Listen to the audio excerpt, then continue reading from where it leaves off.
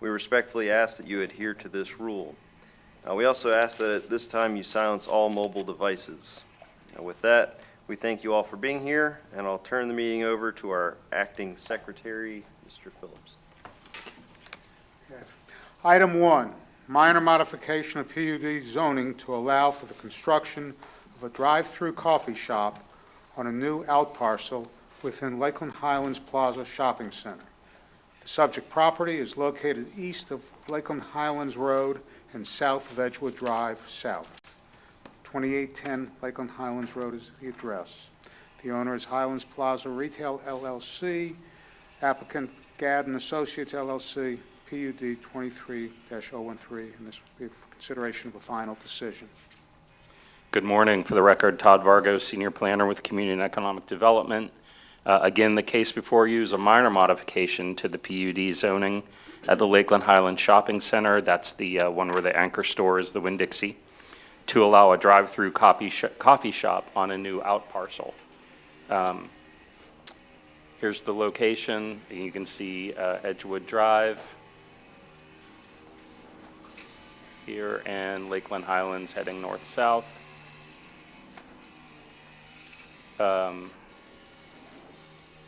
Again, same here on the base map. You can see Edgewood Drive, Lakeland Highlands, and Edgewood Drive South, which kind of forms the northern boundary of the subject property.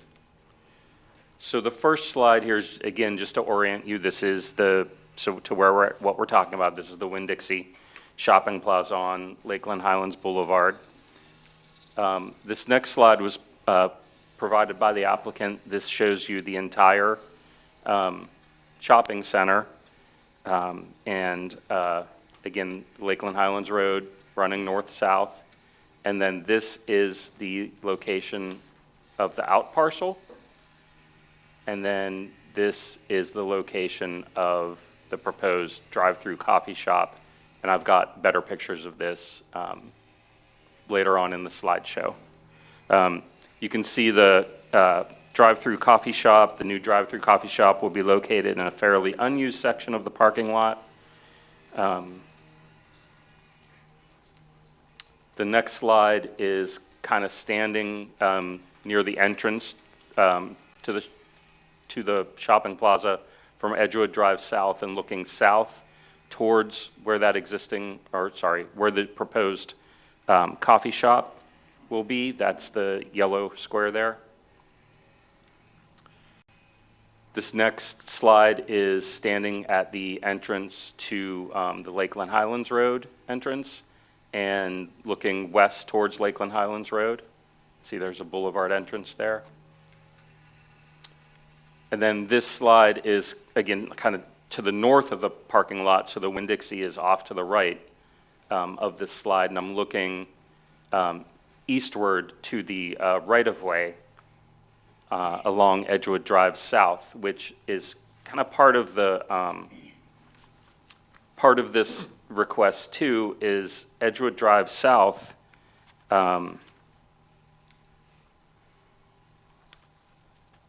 is still a private road, private right-of-way maintained by the shopping center. As part of the PUD, there was a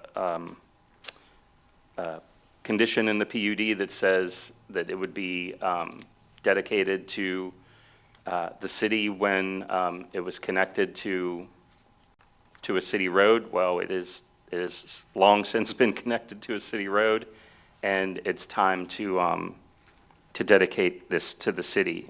Just something that fell through the cracks over time and just never got done. Because this part of Edgewood Drive South is privately owned, it means the city has no control over what happens. Heaven forbid, I don't think this would ever happen. I don't think anybody would ever do this, but they would have the right to gate it off if they wanted to. And that would create havoc for everybody on Lakeland Highlands Road trying to get to McKeel, because, as you know, Edgewood Drive South heads eastward to 98, and there's the heavily traveled school that's there too, heavily attended school. So anyway, but this is a better look at, again, the shopping center where the out parcel is going to be, and that portion of Edgewood Drive South, and this portion of Taft Avenue, which will be dedicated to the city. Here's the slide again, showing the shopping plaza and the location of the out parcel. Here's a better look at the out parcel. Again, that proposed coffee shop is going to be, drive-through coffee shop is going to be pretty small. It's a little over 500 square feet right here.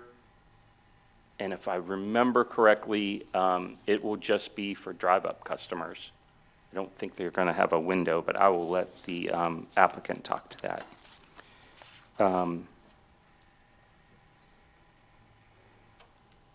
Yep, and I think, whoop, hello. That's all I have. I'll let the applicant come up and if they wanted to, but if you have any questions, I'll be here to answer them. Just a quick question. I'm Yeah. assuming that the shopping center still has the required number of spaces that they need to operate? Yes, yeah, they have plenty. Good morning. For the record, Sarah Case, Next Level Planning and Permitting, 3825 South Florida Avenue, and that's in Lakeland. I'm here today representing Gadd and Associates, who is the applicant as well as the engineer for the project. So as mentioned by Mr. Vargo, what we're requesting is actually an out parcel D that was not included in the original PUD. It is 841 square feet, drive through only, no seating inside. Both sides you can see where the queuing will be. It's going over existing impervious surface. And basically, today you all have the pleasure of making a final decision for this. We would appreciate your vote of approval. We did go over the conditions with staff at length, both the engineer and I, because we did have a little confusion. We agreed to, the owners agreed to turning over the right-of-way to make it public instead of private, but we had some concern that there were some roadway improvements that we would be required to do with adding this coffee shop.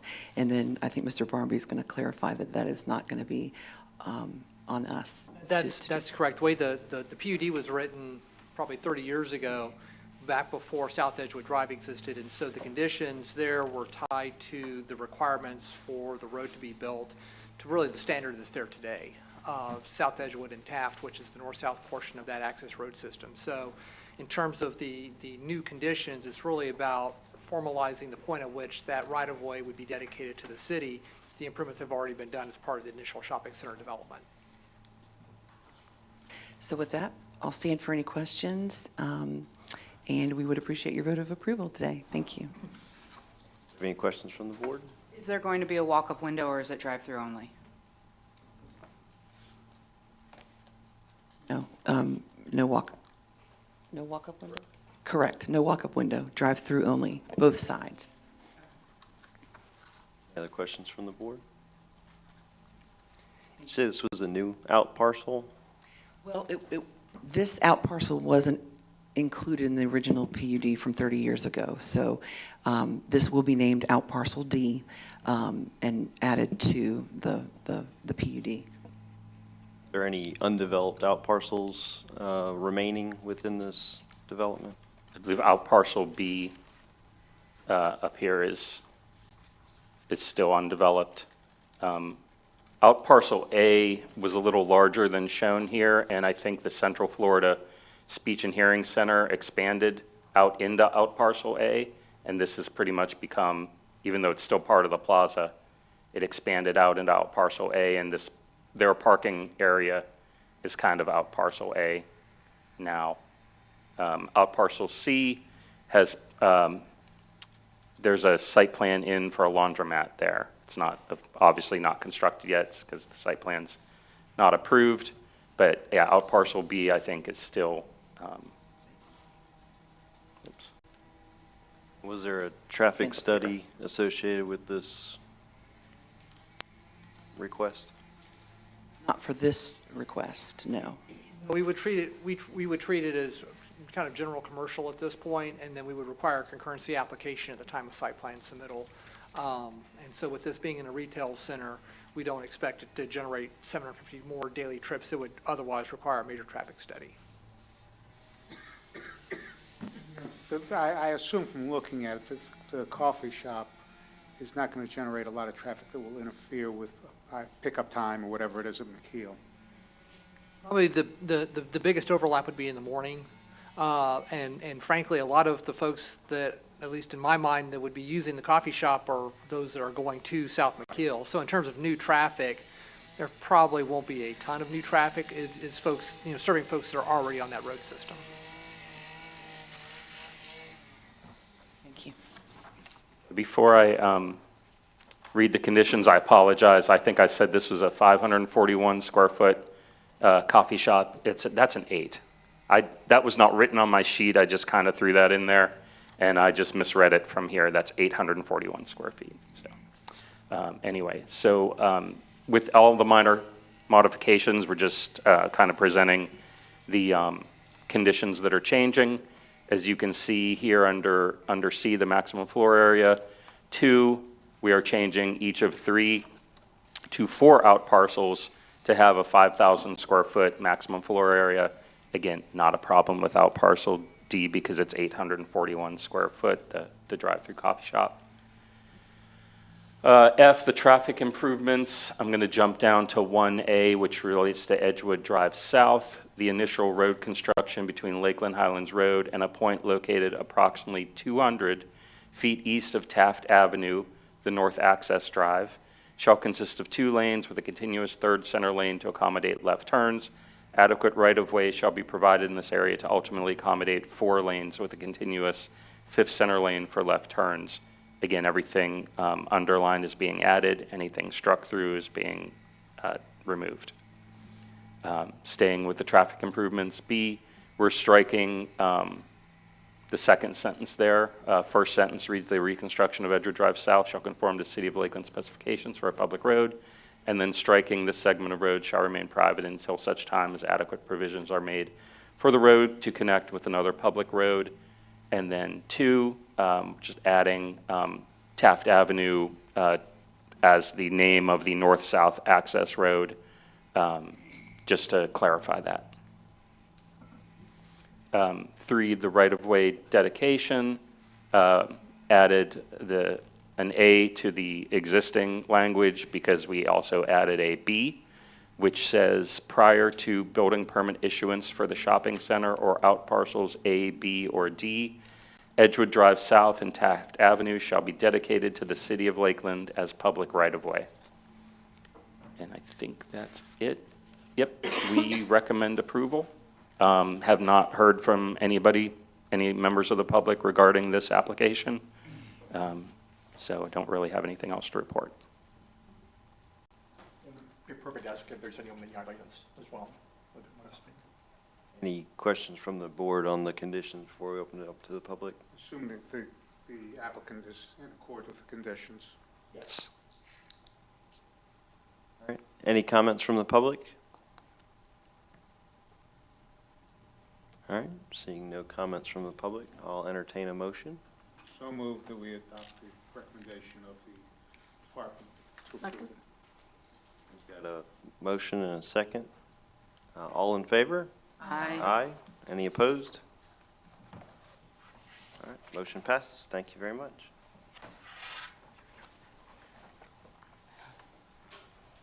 Item 2, minor modification of PUD zoning to allow a bookstore with incidental sales of non-alcoholic beverages for on-site consumption on property located at 818 East Lemon Street. Owner, 10 Cat Partners LLC. Applicant, Finley Walker, Inkling's Bookshop.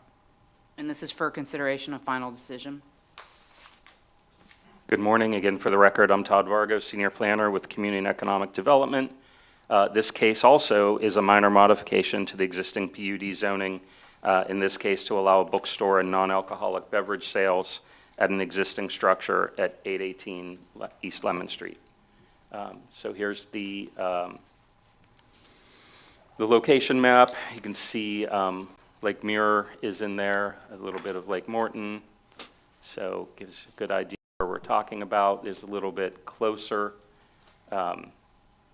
aerial. The subject property is here on East Lemon Street.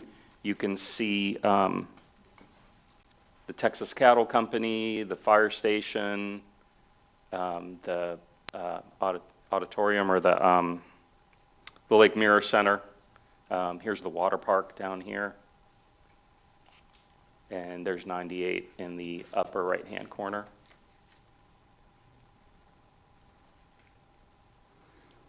Basically, the Inklings used bookstore currently located on Cumbie Road is looking to relocate, and they have found a place within the city of Lakeland that meets their needs, but the current PUD zoning does not allow for retail uses. They would also like to sell coffee at the new location, which is that part of the request dealing with the non-alcoholic beverage sales. This first slide is the structure at 818 East Lemon Street, which they'd like to do their used bookstore out of. This next slide is looking at the parking lot that is on the west side of the structure. So this is the structure over here. So this is the access road and the parking lot. This next slide is another shot of the parking lot, but just across Lemon Street on the same side. Again, this is the structure that'll be the used bookstore. This is the parking lot. This fourth picture is looking westward, again, towards the Lake Mirror complex. You can see this is the Peggy Brown Center right here, and even in the very background, you can see the building we're in right now, the Lakeland Electric Building across Lake Mirror. Turning around 180 degrees, this is Lemon Street looking east towards 98. And but that's pretty much my presentation. I'm going to ask the applicants if they want to come up and say anything, but again, I'll stand for any questions you have.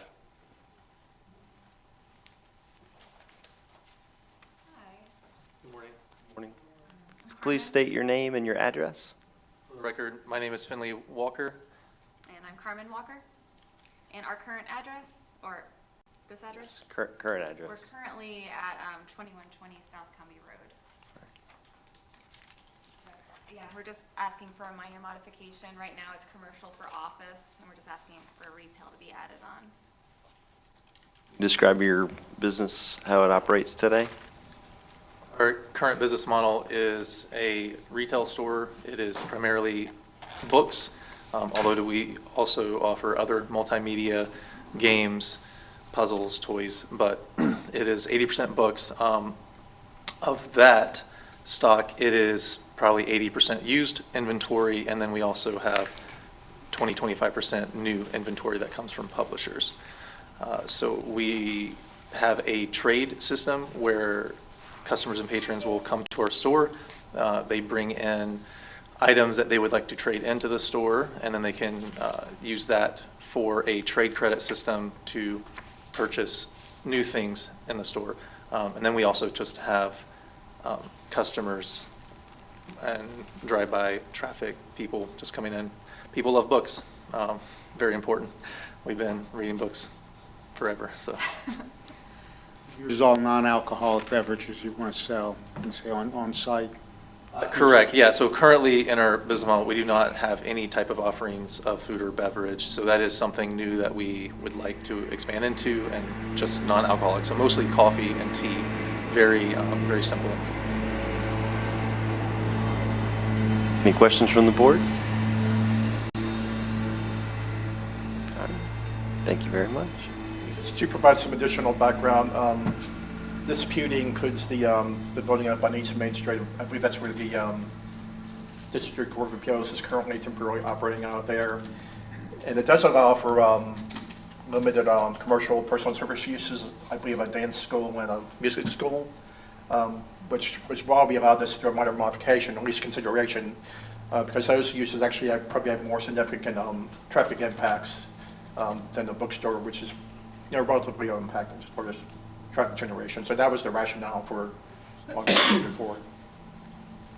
Thanks, Matt. I was going to mention that it was this building was previously subject of a minor modification to allow a dance school and a music school. So non-office uses are not unheard of in this PUD. But do you want to read the conditions and then open it to the public? Okay. All right, so permitted uses, general office uses, single-family detached dwellings. The structure at the corner of South Waterloo Avenue and East Lemon Street shall maintain a residential appearance from the street sides, but may be used for general office uses or a music and dance instruction studio, or as a bookstore with incidental sales of non-alcoholic beverages for on-site consumption. The only thing that we're really asking them to do is maybe do some landscaping around that. So a landscaping buffer in accordance with figure 4.5-3, frontage buffer options, Option 1 of the Land Development Code shall be installed to the west of the structure located on this corner of South Waterloo Avenue and East Lemon Street between the structure and the parking area. And 2, a type A head shall be installed between the existing structure located at the northwest corner of South Waterloo Avenue and East Lemon Street and the existing off-street parking area, which abuts the alley. And I should have probably done a slide to show you where that is, where we're talking about. But so the hedges, we'd like to see on the other side of these wheel stops, kind of along this, between this side of the building and the parking lot. And then the first thing that we mentioned, the frontage buffer, would actually be right here, just along the parking lot. It's probably 30 feet, maybe 35, 40 feet, to just kind of soften the parking area from Lemon Street. Yep, and that's all we have. Questions from the board on the conditions? All right, we'll open it up to the public. Are there any comments from the public? All right, seeing no comments, I'll entertain a motion. I move to accept the project as presented. Second. Have a motion and a second. All in favor? Aye. Any opposed? Motion passes. Thank you very much. Item 3, major modification of PUD zoning to allow motor vehicle fuel sales, major within Lot A, and motor vehicle service and repair uses minor within Lot B of the Cypress Point at Lake Parker subdivision. The subject property is located north of US Highway 92 East, east of Lake Parker Drive, and west of Fairway Avenue, 2020 East Road 92. Owner, Cypress Point Commercial LLC. Applicant, Sarah Case, Next Level Planning and Permitting. Good morning, Matt Lyons, Community and Economic Development. Philip Scares could not be here this morning, so I will be presenting this item on his behalf. So on the screen here, we have the location map showing the subject property. It's on the southeast shore of Lake Parker Drive, north of US 92 East Memorial Boulevard, east of Lake Parker Drive. And you can see the aerial map on the right here. And the request before you today is to amend the PUD, which was adopted in 2021. This is for 199 single-family detached dwelling units and 2 commercial nodes on East 92, East Memorial Boulevard here. And the request before you today pertains to the uses allowed in those commercial nodes. And so a little bit of history here, just the property was vacant for a long time. Some of you may be familiar with the history. I believe it was at one time Lakeland's first golf country club there. At the time, I believe when the rezoning happened, the property was largely vacant. In the past, there have been some limited retail. I believe there was a mobile home sales dealership and at one point a liquor store, but all that's gone currently. And so, and it was annexed back in 2016, 2015 from the county, I believe. 2012, I'm sorry, the zoning was done initially back then. And at the time, it was 48.05 acres of Polk County residential low, and the frontage, which ran all the way from Lake Parker Drive over to, what is the street there, Chuck, on the east? Is that Fairview or? Fairway. Fairway Avenue. Avenue. That was 9 acres of linear commercial corridor LCC. In 2013, the following future land use designations were applied to the property. 12.03 acres of MCC along the frontage, 9.76 acres of conservation. That would be the just the shore of Lake Parker, west of Lake Parker Drive. And then approximately 35 acres of residential medium. That would be the bulk of the property north of the MCC there. And in 2015, we did zone the northern 10 acres for multifamily uses, but that never reached any sort of development activity there. I believe it was proposed for 1.4 affordable housing, but that did not go through. And so the current PUD, again, was approved in 2021 for 199 single-family dwelling units with 2 commercial tracts. And we did limit the uses on the commercial tracts there, largely because of the proximity to the residential and the intensity of the residential uses here. This development does largely consist of 40-foot lots, which are very small and typically would not be allowed in this part of the city. And the prohibited uses included things like motor vehicle sales, new and used, motor vehicle service and repair, minor and major, motor vehicle fuel sales, both minor and major, payday loan, check cashing, title loan, liquor stores, pawn shops, and stuff like that. So really uses that we do not think were appropriate given the context here.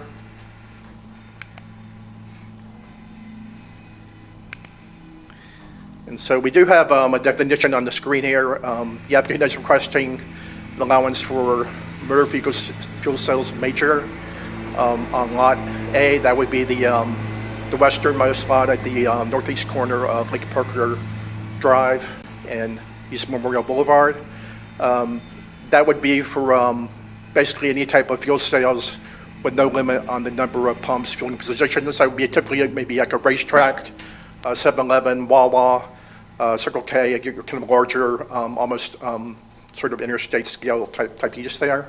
Our code does require that they be located at a arterial and collector street, which this would meet here, but it also does require a 300-foot separation from any residential zoning districts, which this would not meet.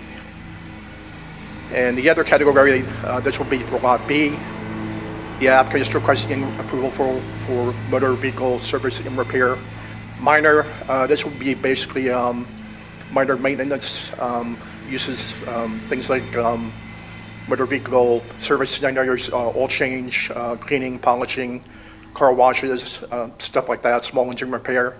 It would not include any type of heavy engine repair, body shops, paint shops, stuff like that. And this graphic on the screen here shows the 300-foot separation here. As you can see, that distance would go quite a ways to the subdivision, which is currently under review. It is being developed at this time. And the screen just some photos of the property currently. You can see cell fence has been cleared recently. They're in the process of surveying and I think laying out the infrastructure for the subdivision. So that would be looking in, north from Fairway Avenue, so that would be the southeast corner of the site. That would be looking west on US 92. That would be looking northwest from 92. That would be looking south. I believe that's the Larson, that natural gas plant there on the right. You can see it better here. It's another kind of angle. And I believe that's a pond they may have dug recently there for the site here.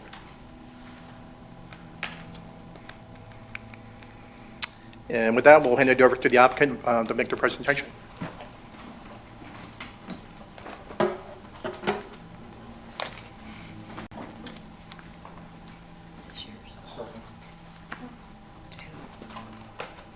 use that remote? Yes, I'm trying to get a second person.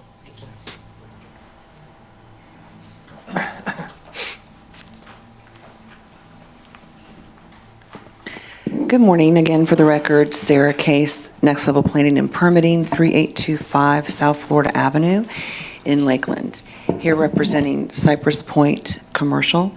And thank you, Mr. Lyons, for the history that you provided.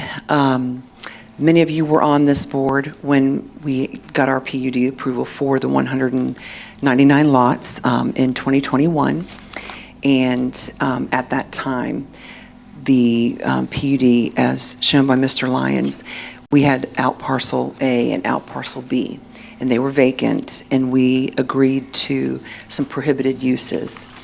Well, I'm going to see if I'm going to go back to this one in just a second. So our request is actually to strike the language that was included in the ordinance there to allow for motor vehicle fuel sales major. Okay, I need to go back. I'm so sorry. So motor vehicle sales major, because that means more than 6 pumps.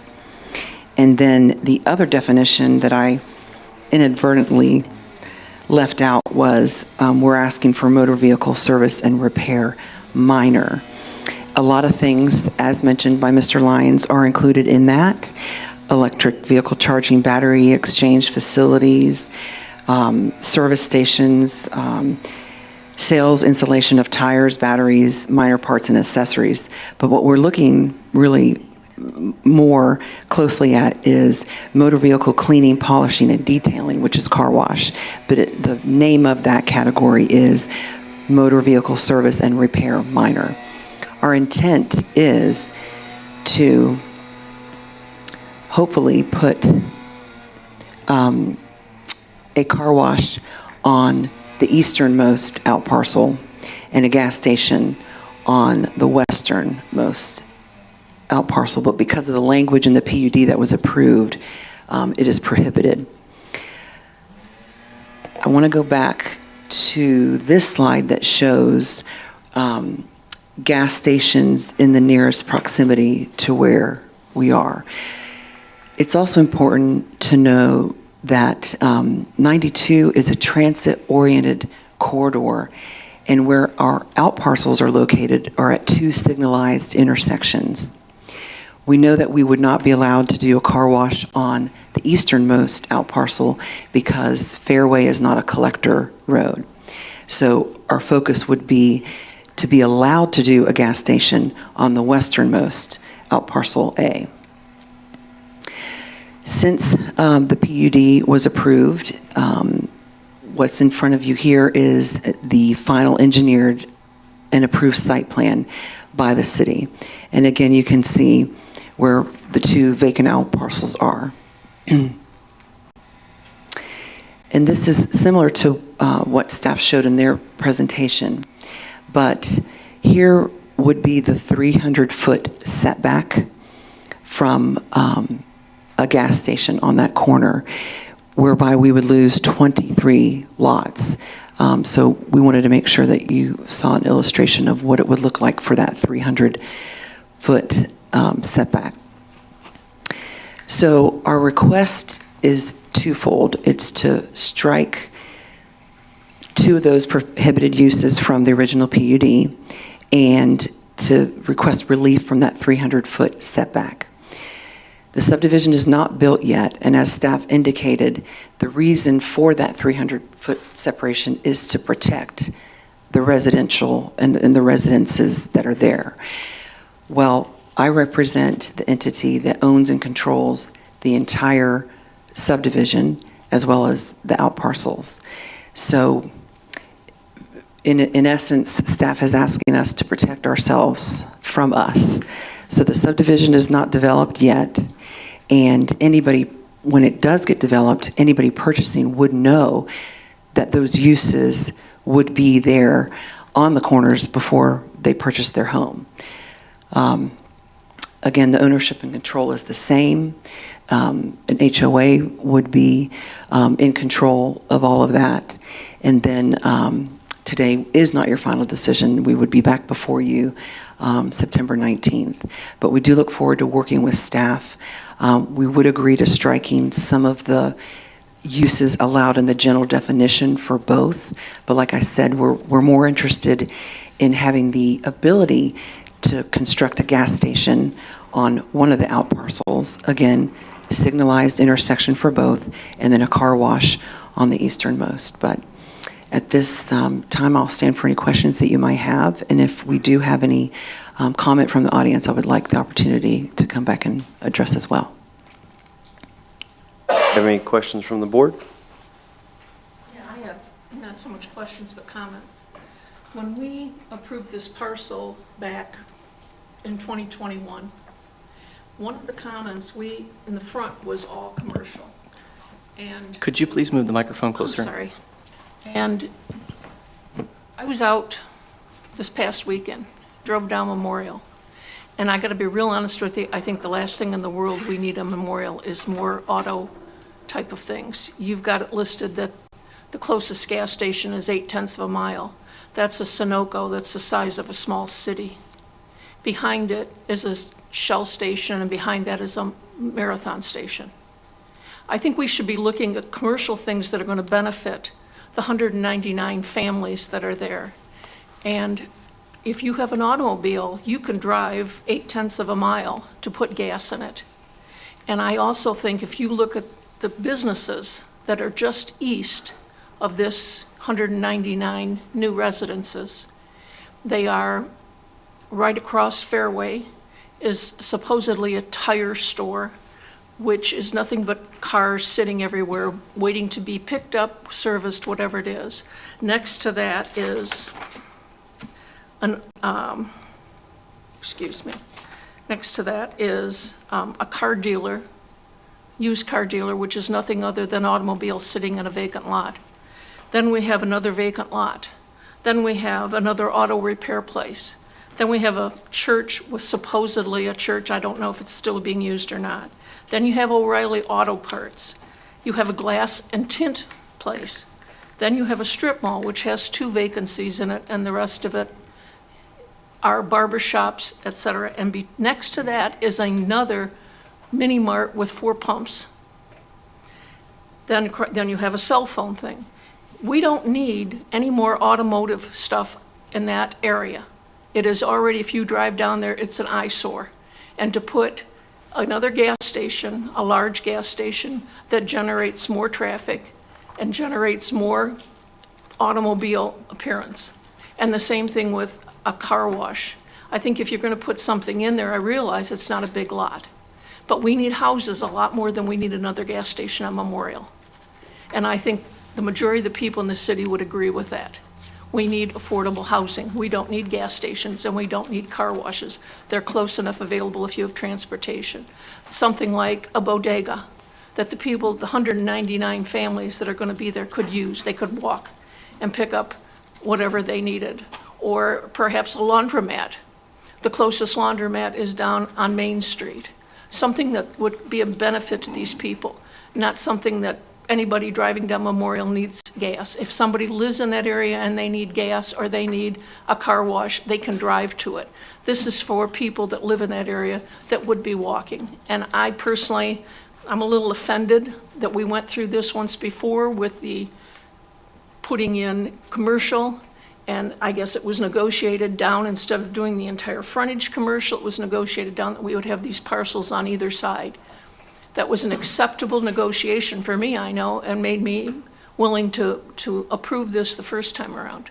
And I'm sorry, I just don't think that we need another gas station and a car wash in this area. We need something that is useful to all of the people, the 199 families that are going to be living there.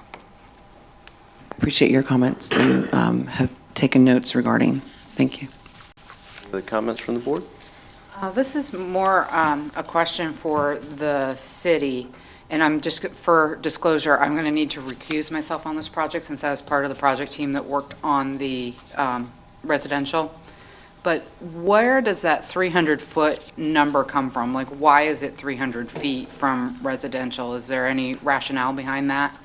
Well, it's established for the major motor vehicle fuel sales, that would be anything more than 6 pumps, 12 fueling positions. And that's in response to the recent trend, really over the last 20 years, you've seen this sort of bloat, that particular product with, typically it's paired with a convenience store, but over time they've gotten larger and larger, and maybe visit, I got the examples I mentioned, many of them are, they've gotten to the point where they're really like interstate scale, almost like mini travel service, going places. I mean, they have a lot of impacts, I guess is what our point is. I mean, they tend to be 24 hours a day. They have traffic all times a day, lights, trash generation, other stuff there. So just a very impacted use. So we wanted to be considerate of that when zoning for them, and to make sure that people nearby were going to be protected. And the applicant's point here, yes, there currently are no homes there, but this was to protect future buyers out there, from the impacts being that close to a major use like that. Any other comments or questions from the board? Just a quick question. You mentioned residents there, 199. Is that projected? Because I have driven through that and see too many residential. Right now, in terms of the subdivision that's under construction is for 199 lots, which based on the typical occupancy that's assumed through our comprehensive plan translates to just under 500 residents. So that in the pictures that Mr. Lyons showed, that the earthwork and the drainage work that's underway is part of that residential subdivision. So the construction plans have been approved, and that infrastructure is under construction as we speak. Put the approved site plan back up.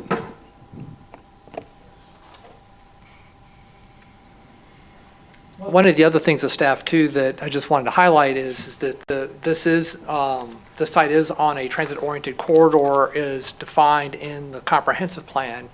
And as part of that, development has to have a bicycle, pedestrian, transit-friendly design.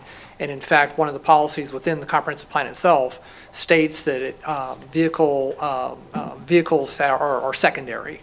So it's really intended to have more of a relationship or a nexus with the surrounding residential developments.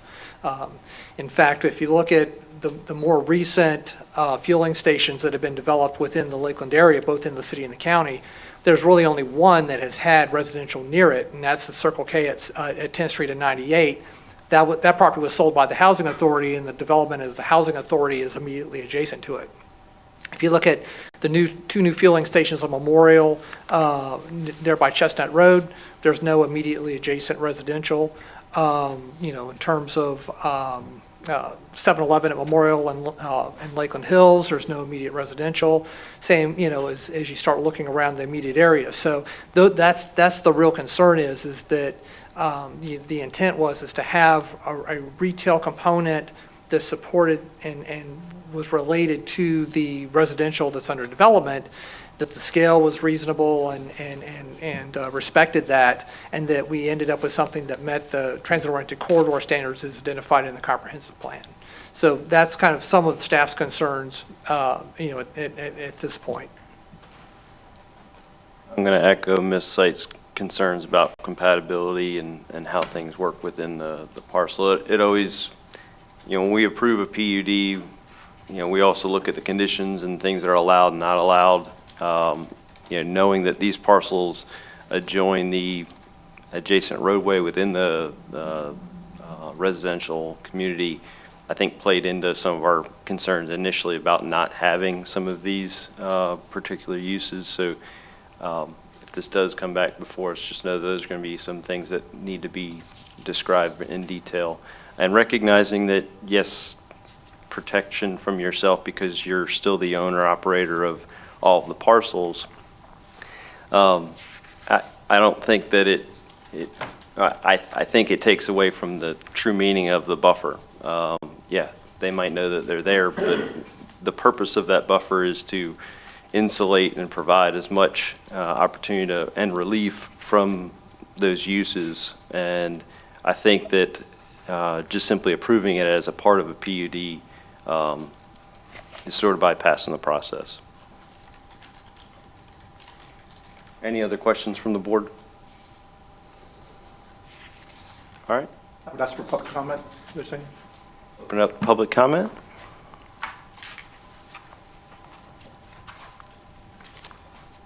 Good morning, I'm Linda Bagley Wiggs. I live at 4602 Highlands Place Drive.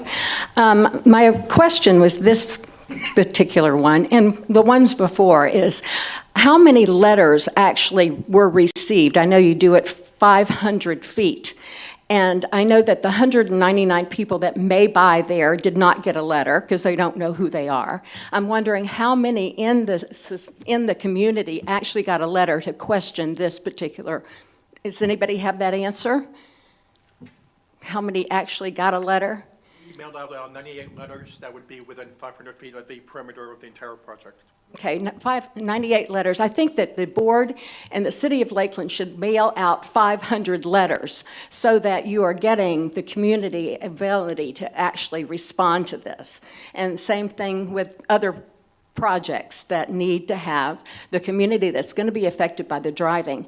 I'm not sure I understood whether Mr. Barmby was for or against that particular project that said for the transit-oriented corridor. Were you advocating for it, against it?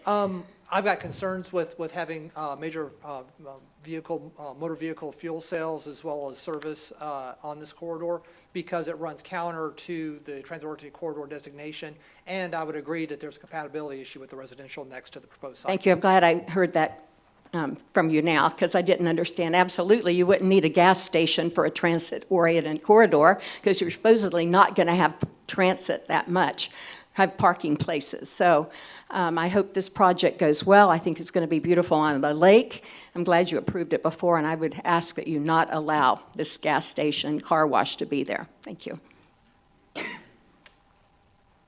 Any other public comment?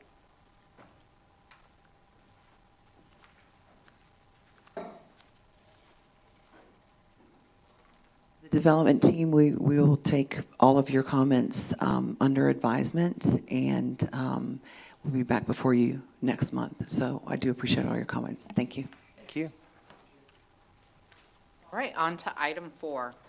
Major modification of PUD zoning to allow a freestanding emergency room on property located at 1075 Carpenter's Way. Owner, June 35 LLC. Applicant, Avery Steed, Fulmer Lucas Engineering LLC.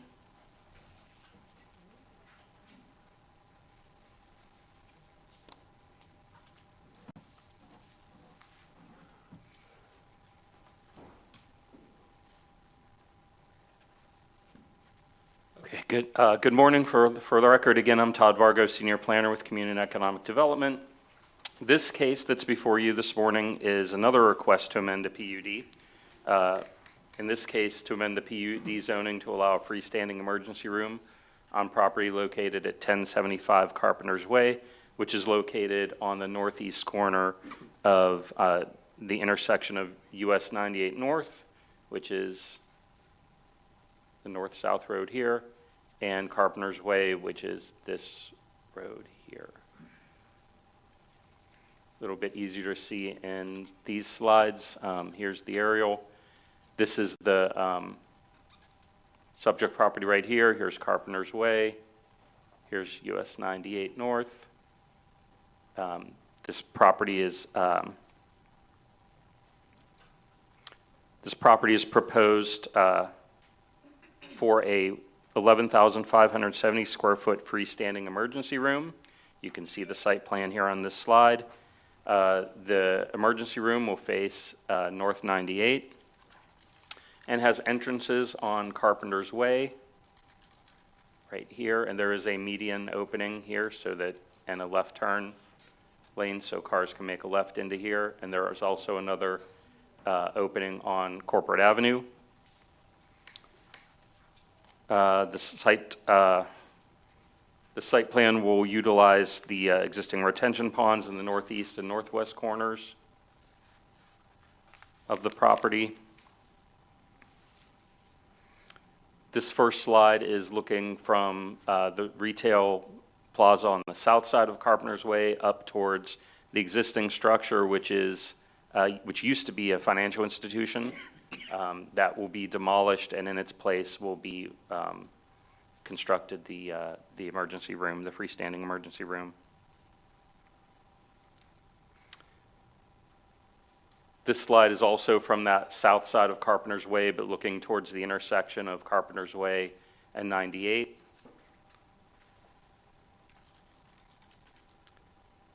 This slide is all the way to the east of Corporate Avenue, and we're looking westward towards 98. This is the backside of the financial institution here. And up here is the intersection of Carpenter's Way and 98. Walking across Corporate Avenue and looking north on Corporate Avenue, the other entrance will be around here in this location. And then pivoting 90 degrees to the left, this is again looking back towards the intersection of US 98 and Carpenter's Way from Corporate Avenue. This final picture is from kind of the sidewalk that runs along North 98. So I'm kind of close to the intersection of Carpenter's Way and 98. Here's Carpenter's Way over here. Looking towards the front of the financial institution. Again, this will also be the front of the emergency room. Here's where the sign was. Returning to the site plan, the ambulance drop-off area will be here. And then some elevations. This is for the south and the east. So this south elevation would face Carpenter's Way. And then here's the side of the ambulance drop-off, which would be, again, facing the west. You'll see it a little, well, actually, it's probably the best way to see it because that's where ambulances will pull in. But you also see it here on the north and west elevation. It is, I think, located right here is the overhang. And there's the doors that ambulance would drop patients off at. And again, this is the north. I think, yeah, that's all I have. I'm going to ask the applicant to come up and give their presentation. And as they're coming up and we're switching slideshows, I will let you know that we received one inquiry from the furniture store to the north. And they just wanted some more information. So I sent them the site plan and the elevations, and waiting to hear back if they have any more questions. So, Is a traffic study required with this project? A traffic study would not be required with this one. A concurrency application is, but we've looked at the comparison between the freestanding emergency room and the bank that previously operated on the site. This use actually generates less traffic than the bank. Perfect, thank you.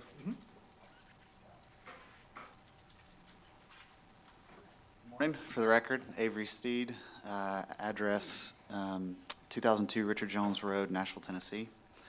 Here to provide a little bit of insight into our project.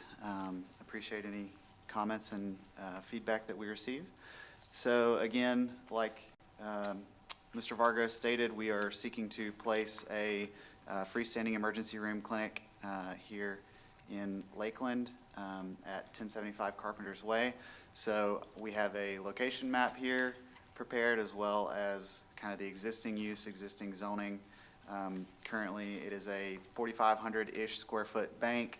That would be the building itself, including all of the impervious area, et cetera. We're actually reducing the amount of impervious that would be on site, contributing to the detention ponds, et cetera, which we are leaving in place. They'll be remaining.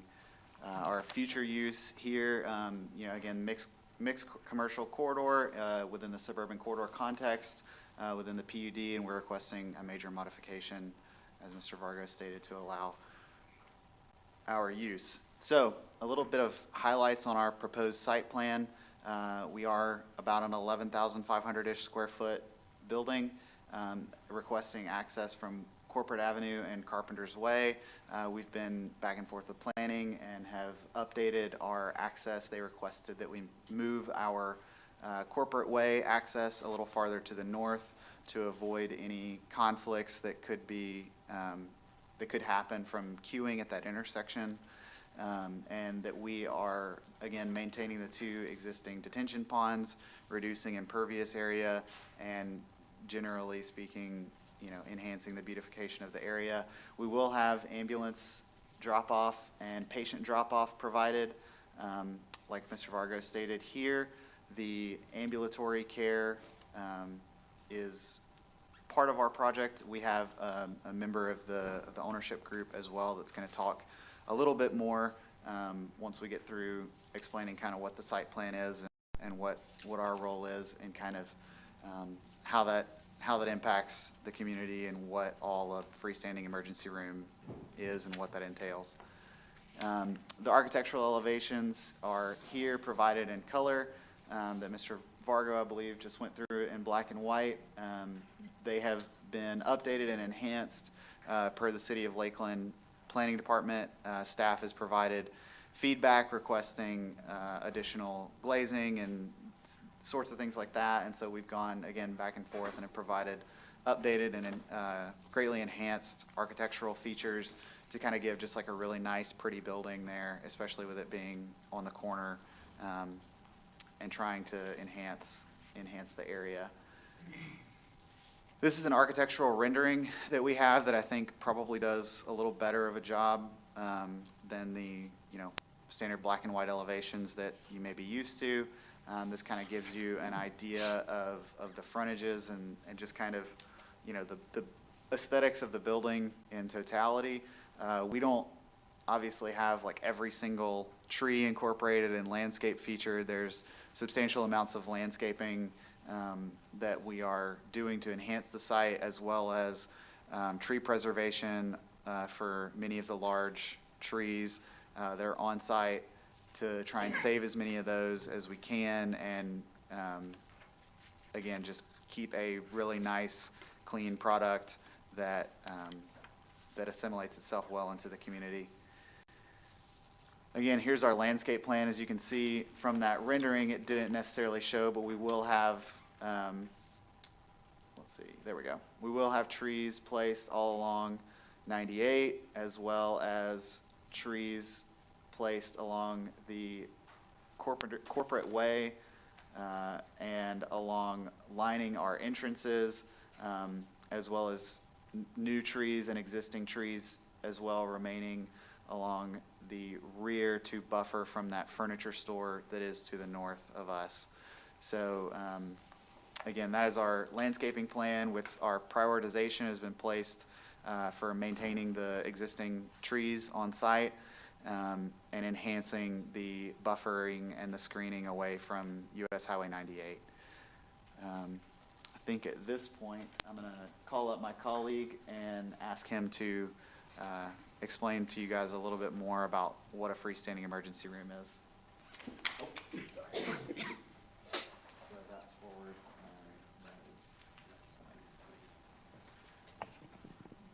Good morning, members of the commission. For the record, my name is Gary Ball, 1405 West McLeod Street, Bartow. I am the current manager of HCA Florida, South Florida's freestanding emergency room serving your community. And to tell you what a freestanding emergency room is that we are in essence a self-sufficient ER that's placed into the community rather than you coming to a primary hospital itself. That brings us a deliverable to give you the exact same care that you would get in a traditional hospital, provides acute care access. The benefit of this being more in your community is it reduces EMS transport times to our facility, getting you care faster, also brings us to your community so that you can take and drive to us in a quicker manner. The delivery we give is 24 hours a day, 365 days a year, or 365 days a year. The department is a part of a primary hospital, so if admissions are necessary, we can take and have you transported to that facility, still continue with the continuity of care that you would be expecting. We're not an urgent care, so everything you would get would be the exact same as any emergency room. The only difference is we do not have beds upstairs. We take and move you I consider a long corridor by roadway to your admitted bed. We have the ability to take care of doing blood work, providing CAT scans, x-rays, advanced life-saving measures for heart attacks, stroke, sepsis, which are your top mortalities, morbidities. And we are staffed with an ER physician 24/7. Our staffing is with a combination of nurses and paramedics. What benefit does this bring to Lakeland? So we brought this benefit to Lakeland with our south side location. We want to take and expand into North Lakeland. I can tell you that from managing my department, we see several patients that are in that 33809 and 10 zip code. And with that said, we're coming to meet the needs of an increasing population. That population growth anticipated over the next 5 years about 6.5%. And the average age is expected to be about 48. With that said, that's going to be an increase in population for our pediatrics, and we have a very strong partnership with our ER, with Johns Hopkins to take and provide that care, and we have that location for their primary facility up on North Lakeland Hills. It reduces, with us being in the community as opposed to you coming to us, it takes and allows a reduction in that transport time for yourself coming to us or EMS bringing you to us. As you know, with the county, the struggles with transport times and distance and manpower, getting them back on the street is very vital. We do that by reducing that transport time to us and reducing the wall time that they may have to wait for a bed in larger facilities. Continuing benefits, it adds more acute care access points for you and more local access point. So the high level of quality care, bring higher with a smaller family-like ER, brings high patient satisfactions, of which we have taken a scene with our South Florida location. And the economic impact it brings to you is approximately $5 million in high-paying jobs between physicians, nurses, et cetera, that take in and ancillary services.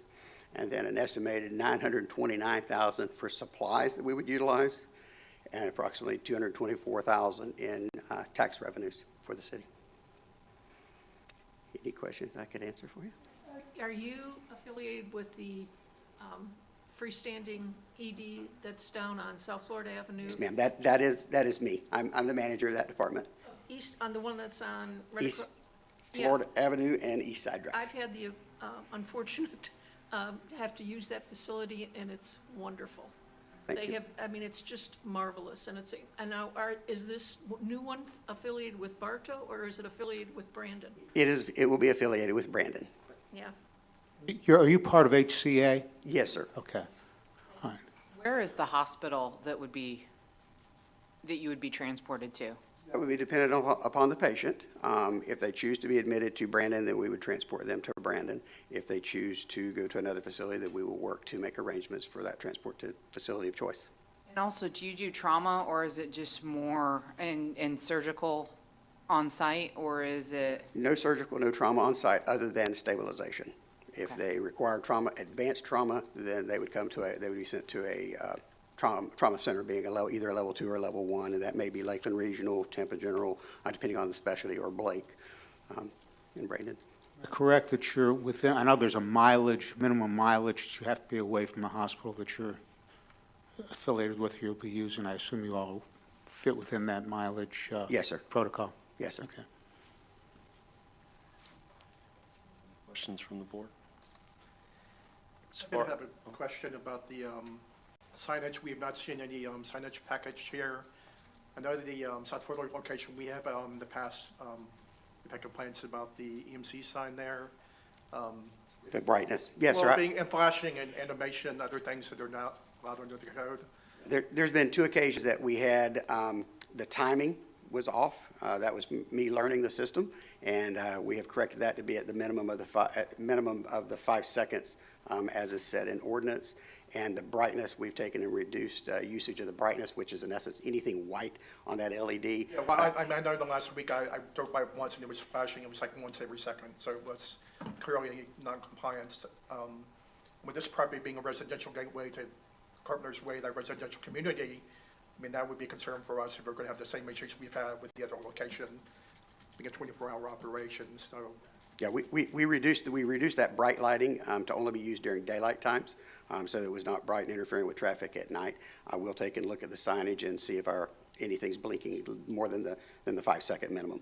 Yes, because definitely I did witness that recently, so it has been an ongoing problem. I will make adjustments. Just so I understand your operation, if Polk County EMS gets a phone call, will they transport to you guys? Yes, sir. Back in, coming from OMD of Polk County Fire Rescue, that was where I retired from, we took and worked in cooperation with Dr. Banerjee, their medical director, to develop a freestanding ER protocol of what they will and will not bring due to the staffing restrictions, and we do have a policy with them to take and transport to us. The first 6 months that we were in operation, we measured the time savings that we gave to them from that South Florida location, and we returned to them about 500 productive manpower hours just in 6 months. And typically when emergency vehicles enter, are they in flashing mode, stopping traffic to get to the facility? Typically not, based on the utilization of the protocol. There are occasions that they will come in that way, but probably 95% of what they will bring to us is going to be in the non-emergency mode. And the time restrictions and savings from that side of town is going to put us about 15 minutes ahead, unless you're looking at the November, December traffic by the mall, and then we're saving them probably an hour.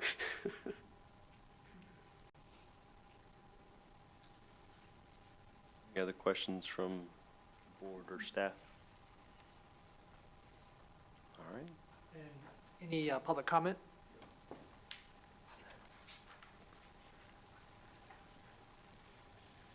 Hi, I'm Linda Bagley Wiggs. I live at 4602 Highlands Place Drive. I, again, am going to ask, how many letters were sent or received on this project? This one, within 500 feet, we mailed out 18 letters. 18 letters.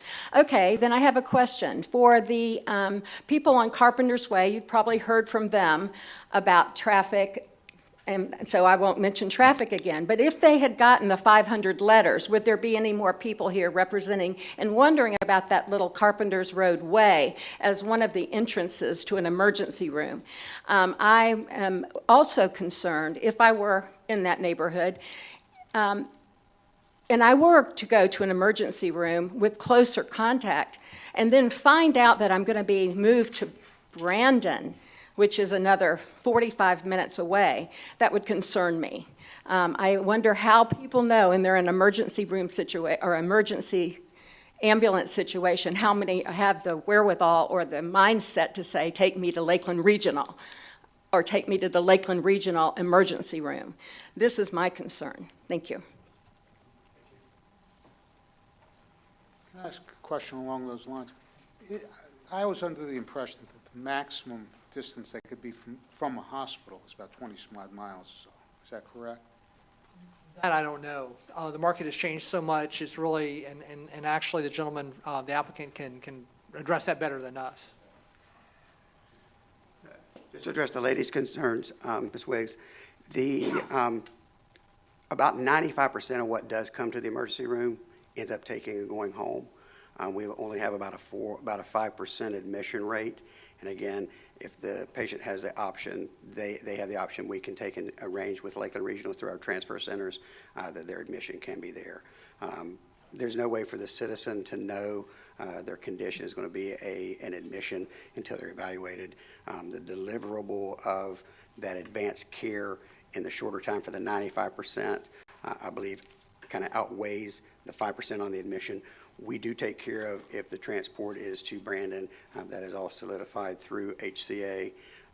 Should they choose to go to Lakeland, we still make that arrangement to get them that care. But giving them that life-saving care 15 minutes to 30 minutes sooner and getting our EMS systems back online in a more timely manner, we believe to be more beneficial.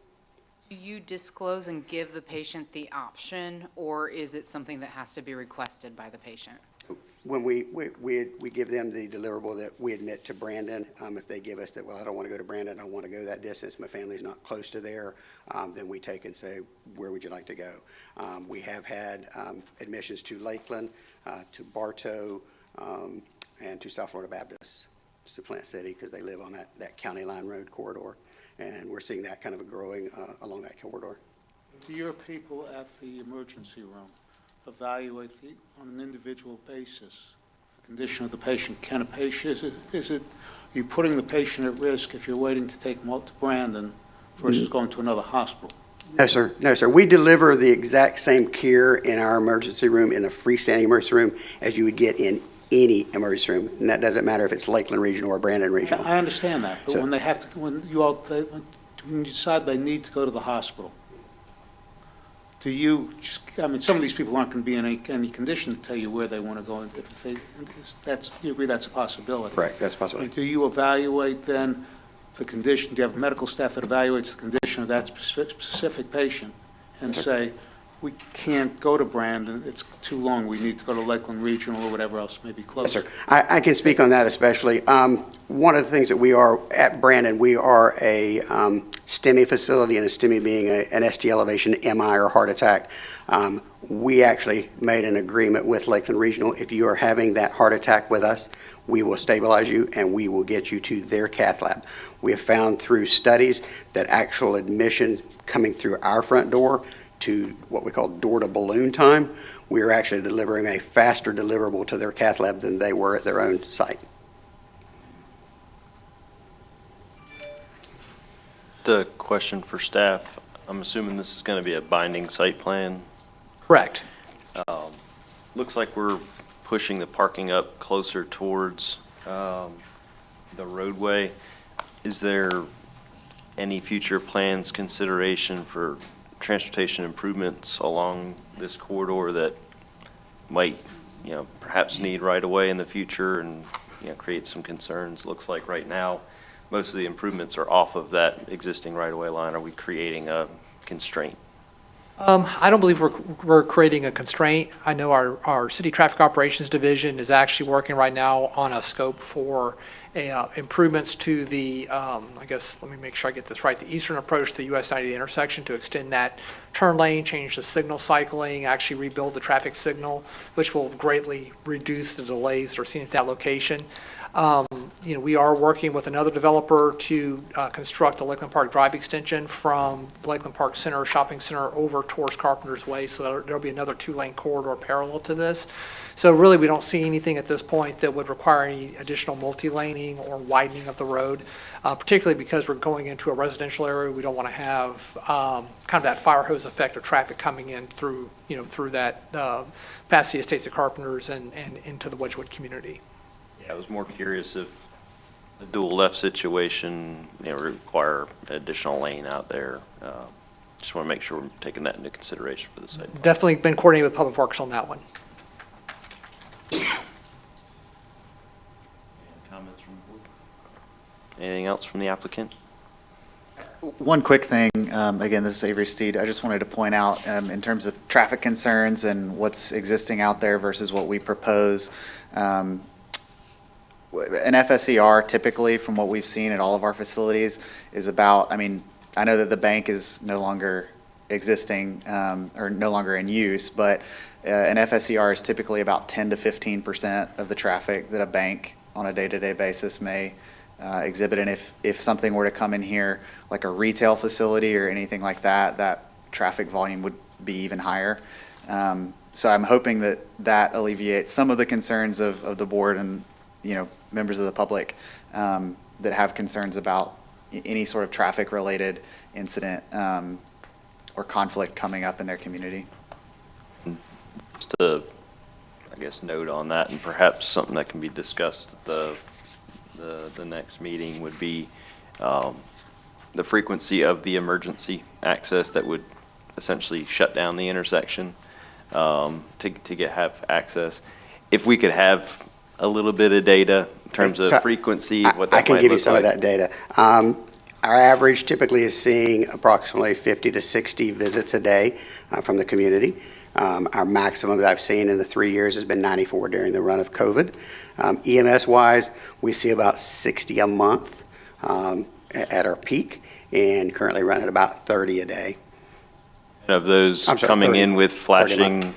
emergency? No, lights and sirens, we actually have had zero, probably in the last year. Because just the way the protocol is developed, the most critical that are picked up by EMS will take and continue to go to Lakeland Regional. Anything else? All right, thank you very much.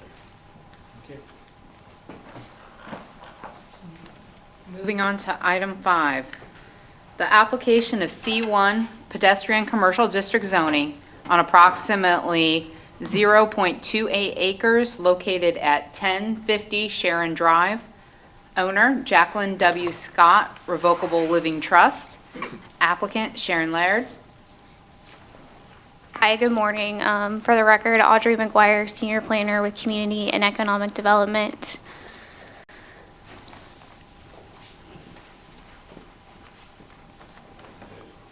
So the applicants are requesting a C1 zoning designation on approximately 0.28 acres, generally located at 1050 Sharon Drive. The subject property is just east of US Highway 98 and north of Breezewood Drive.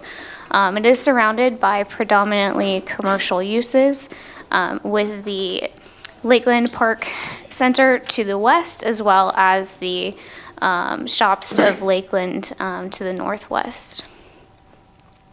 This is looking at the subject property south from Sharon Drive. This is looking west from the subject property. Those are highway commercial uses along 98 that are directly abutting the subject property. And this is looking northwest. There's a vacant C2 commercial lot to the north, and then further west, another highway commercial use along 98. This is looking east from Sharon Drive, so the subject property would be to the right of the screen, and this is looking at the Lakeland Park Center to the east. You can see there are some remaining residential uses in the area. Some of those lots in the area have not transitioned over. And this is looking, again, south from Sharon Drive. The subject property would be on the west side of the screen. There is a vacant lot directly to its east and an existing residential use. Just going back to the aerial really quick. Again, most of the uses in this area are slated for commercial or already being utilized. Yes. I'm going the wrong direction. My apologies. Again, sorry. Most of them are already utilized for either highway commercial uses along US 98 or shopping center uses to the west. The applicants are proposing a C1, which is a pedestrian commercial use. It would not allow for those more intense traffic generating or vehicle oriented uses. It would allow for office and some smaller retail uses at this location, given the size of the property. There is no zoning currently assigned to the subject property, nor to some of these remaining vacant residential lots. The subject property is part of the former Woodland Acres residential subdivision, a majority of which has been largely acquired and redeveloped for commercial purposes. And with that, that is what I have for you today. I'd like to ask the applicants if they have anything to add.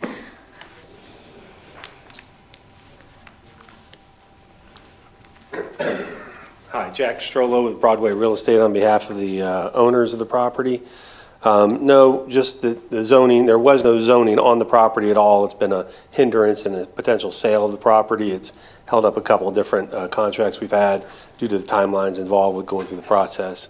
And it's a very small parcel, so getting this assigned will, I think, help us on any sale. Any questions for me? Thank you.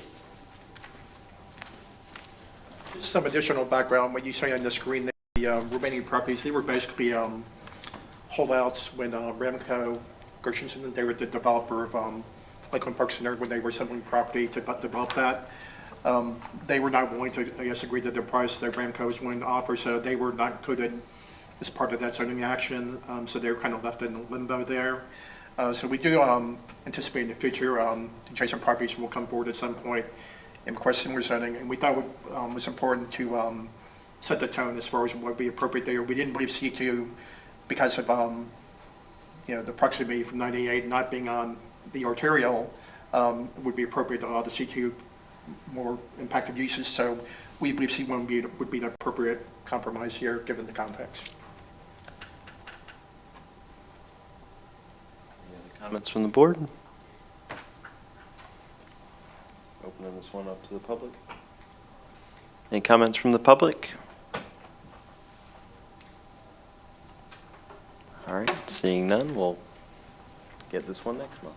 Come back next month.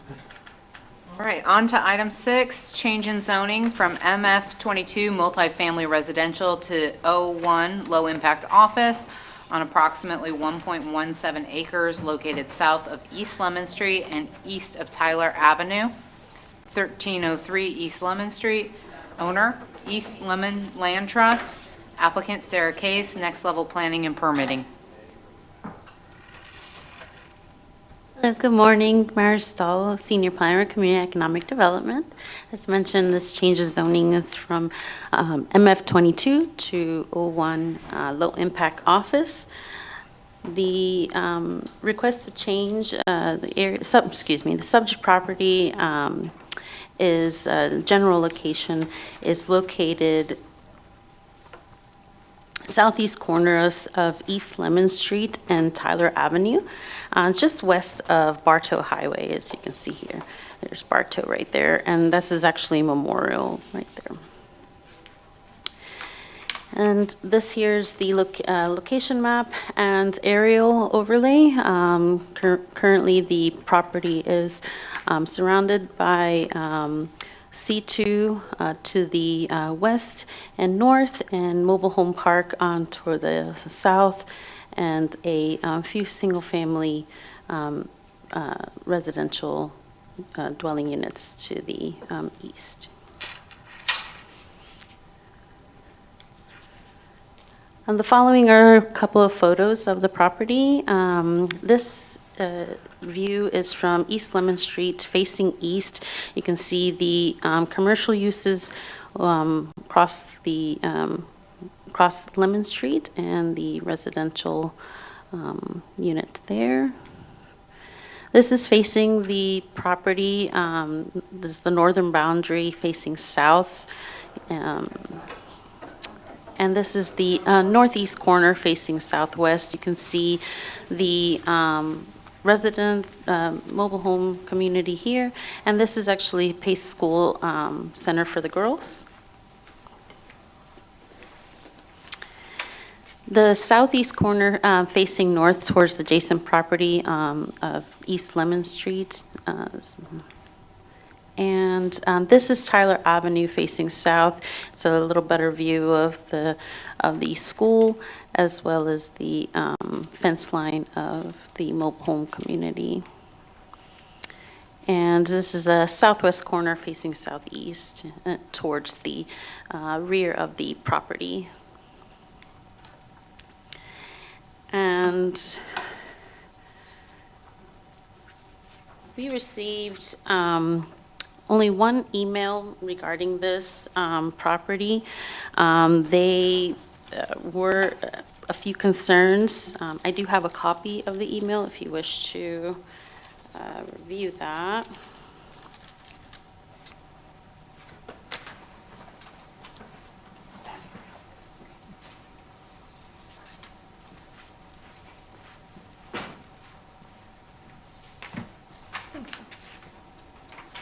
The gentleman mentioned that since East Lemon Street is not a thorough road, he was concerned about traffic, especially for this business, is not known what the end user, how it would impact the area.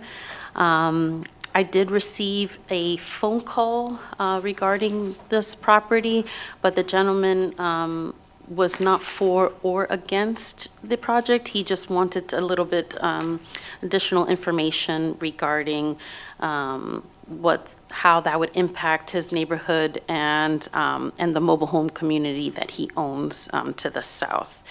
I will take pause here and allow the applicant to present her presentation, and then next month we'll return and provide recommendations for this project.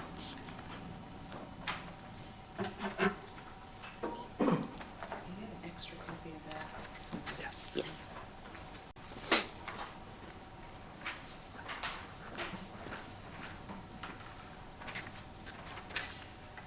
I promise this is it for me today. It is also the last case, but anyway, again, for the record, Sarah Case, representing East Lemon Land Trust. So as indicated by staff, we're here for a zone change. And I wanted to give you a little history of this site. So it's very unique in the fact that it is vacant, number one, and number two, the three combined parcels together equal 1.17 acres. So we're dealing with a blank canvas, but a very small one. So our request is to assign O1 zoning, so office zoning. Currently, as indicated by staff, the land use is residential high, and here is, and you can see where we're surrounded. The aqua, if you will, square indicates our site. You can see that we're surrounded by residential high, and mixed commercial corridor is the orange, and then the residential medium. And this is the zoning map. So again, there's the square indicates our site. We are multifamily 22 units per acre. That would yield 25 multifamily units on 1.17 acres combined. And then by the time you add retention and parking, we would be looking at a tower, is how I expressed it to staff when we had a pre-app. So we did go back and forth with staff early on when we had our pre-app, because a multifamily designation like we have, residential high, is an asset to the city. And so we actually went back and forth, looked in the comp plan to see what would work here. And I'm getting to what my client wants to do with this, but I just felt it was important to give you a little bit of history because this is a unique site. So we were able to determine that in the residential high district, the comp plan allows up to 25% non-residential uses in that district. And so we're keeping the residential high land use designation, but we're asking for the office 1 zoning.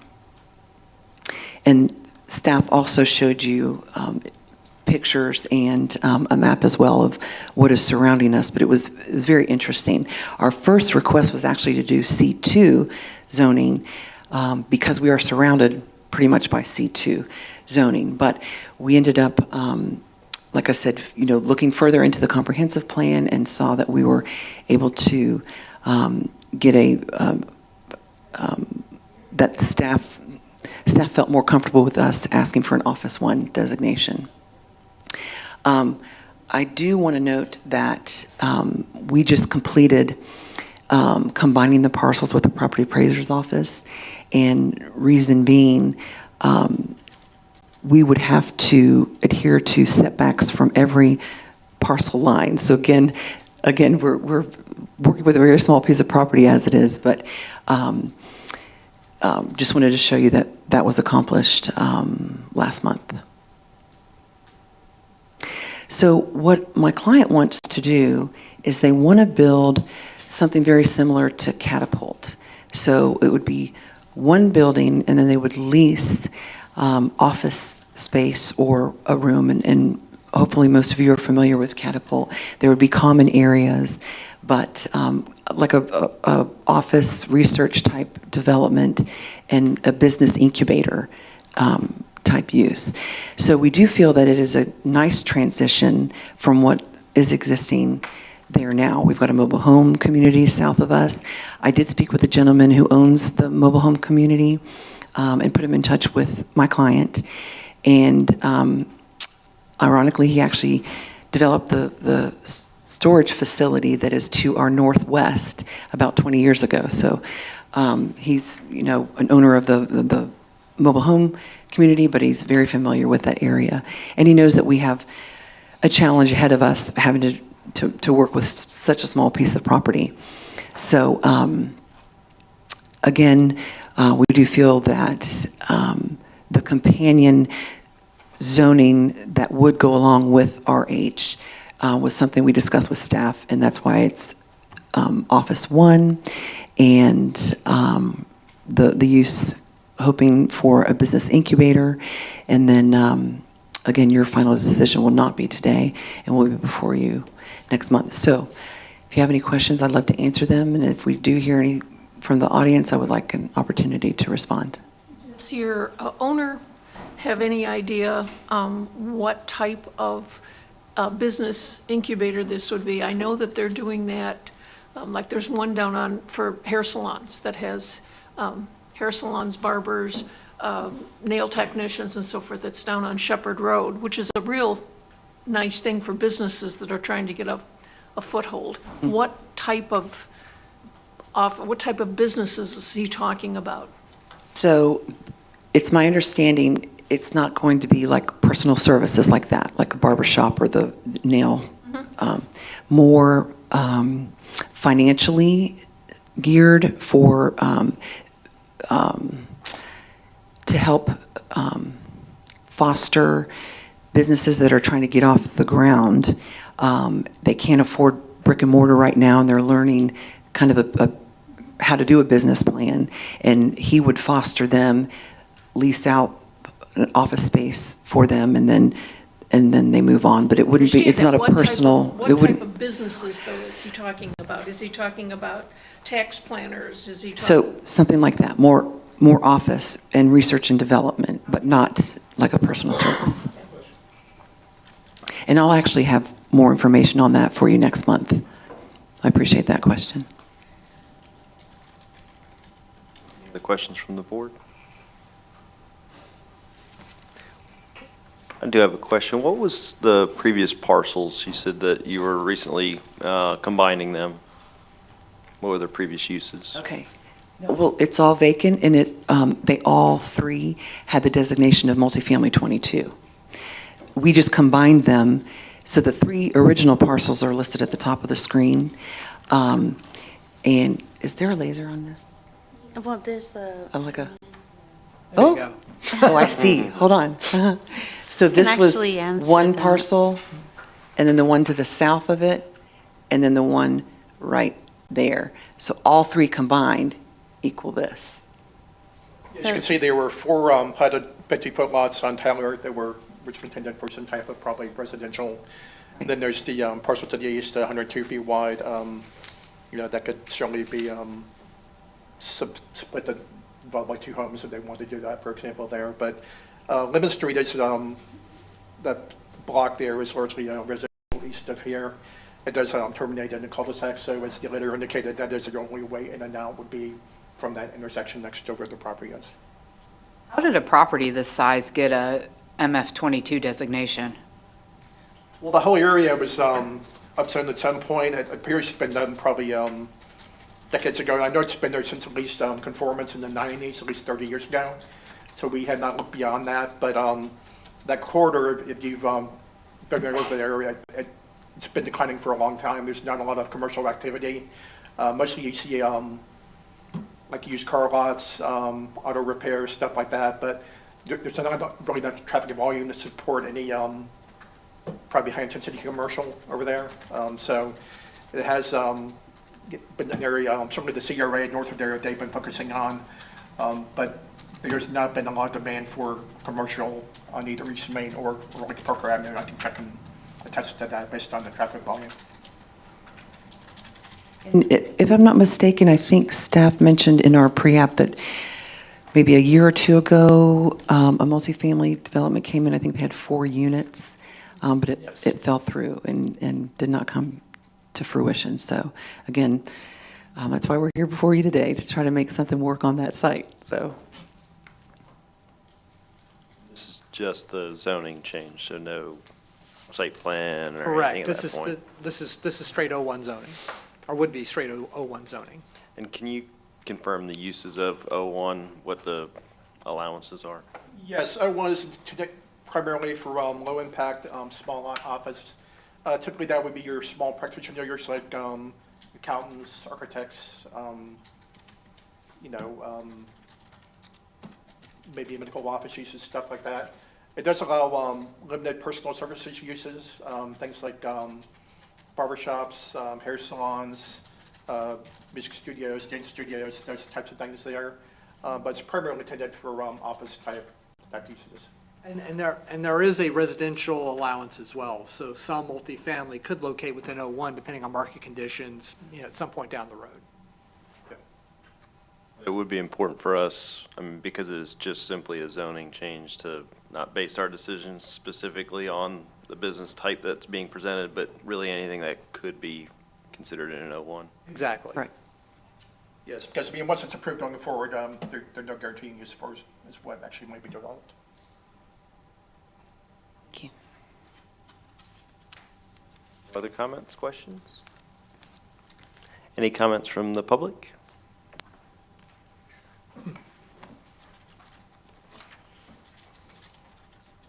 Hi, I'm Linda Bagley Wiggs, and I own a building on 1231 East Orange Street.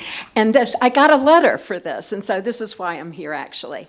I think this is a great idea, to go commercial, to go business, to go office in that location. That whole area is built up, and it would be very well enhanced to have commercial versus residential on that corner. Thank you.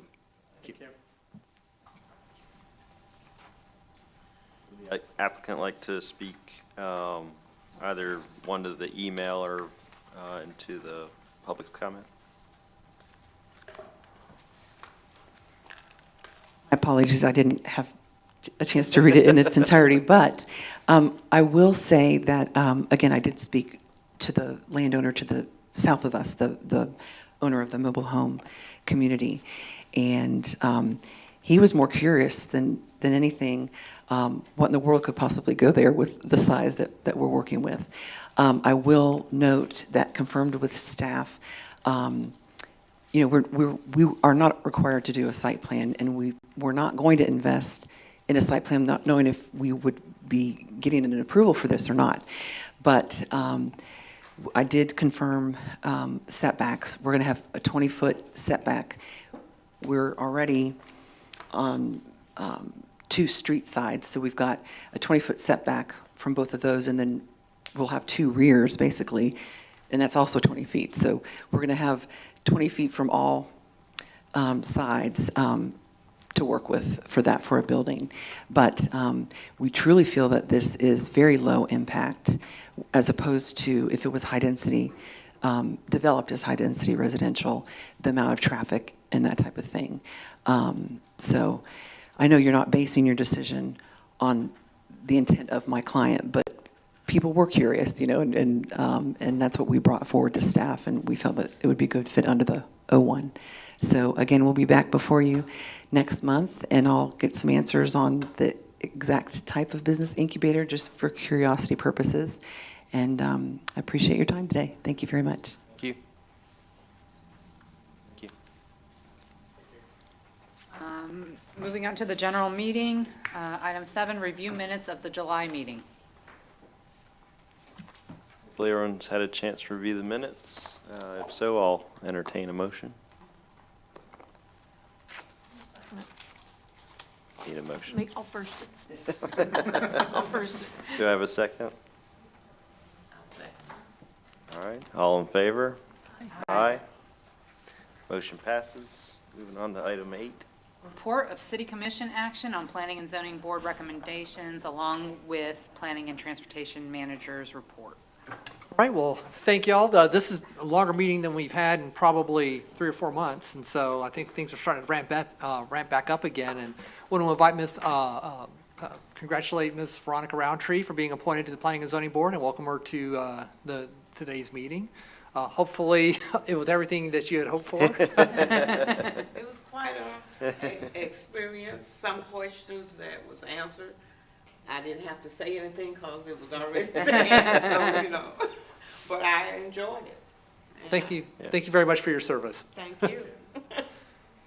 In terms of items that are coming up before the City Commission, we had first reading last week for the Lakeside Preserve cell tower, Grasslands Office Addition, the Lakeland Regional Parkview Place Medical Office Expansion, as well as, and so those are going forward for second reading at next week's City Commission meeting. Also, the Citrus Mutual site, that after about a year delay is coming back. The recommendation for that does not include the 5-year timeframe that had been approved by the Planning and Zoning Board. So that the Community and Economic Development staff's recommendation that is going before the City Commission does not include that 5-year threshold. Does that have to come back to this board or no? No, that's going to go straight. That's going straight to the City Commission, and so they will be acting on that recommendation on next Monday, the 21st. In terms of upcoming items, we've got an ADU request, an accessory dwelling unit request at 1206 East Edgewood Drive. We also have a conditional use permit major modification to allow for an expansion of about 1,000 square foot addition to an existing church office at 1123 Omohundro Avenue. That's associated with Faith in Action. We also have a conditional use request to allow a 2-family duplex on property located at 814 North Vermont Avenue. A conditional use permit to convert an existing single-family house to a dwelling unit for 2 families at 838 East Peachtree Street. And then we have a zoning change from C2 to I2 medium industrial at 3070 New Tampa Highway to support potentially a self-storage facility. And so those will be coming for hearing next month.